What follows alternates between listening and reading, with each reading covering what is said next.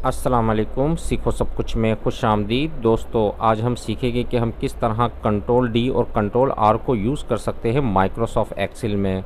तो दोस्तों, मैं आज आपको बहुत ही बढ़िया टेक्निक बताने जा रहा हूँ जो आपके काम को काफ़ी आसान कर सकती है और तेज़ कर सकती है।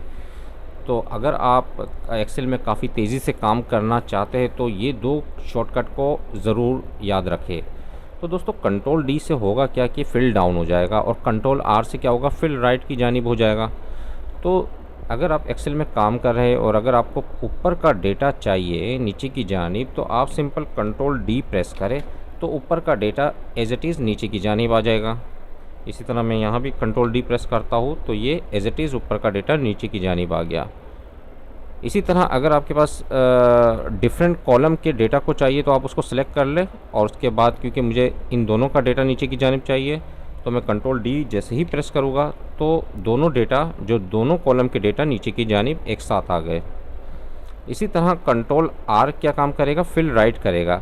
अगर मुझे जो है लेफ़्ट का डेटा राइट की जानिब चाहिए तो मैं कंट्रोल आर जैसे ही प्रेस करूँगा तो आप देखेंगे कि ये वाला जो डेटा है वो एज इट इज़ यहाँ आ गया। इसी तरह मैं कंट्रोल आर यहाँ प्रेस करता हूँ तो ये वाला जो डेटा है वो यहाँ आ गया।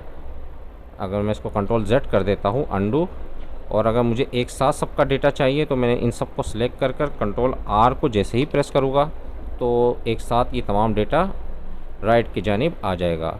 तो दोस्तों, ये दोनों शॉर्टकट की बहुत ही यूज़फुल है। आप इसको यूज़ करें माइक्रोसॉफ्ट एक्सेल में तो आपका काम काफ़ी आसान होगा। तो दोस्तों, उम्मीद है कि वीडियो आपको बहुत पसंद आई होगी। लाइक को सब्सक्राइब करना मत भूलिएगा। दोस्तों, आप मेरे चैनल को सब्सक्राइब ज़रूर कीजिए ताकि कोई भी नई वीडियो आए तो उसका नोटिफिकेशन आपको मिलता रहे। Thanks for watching. अल्लाह हाफिज़।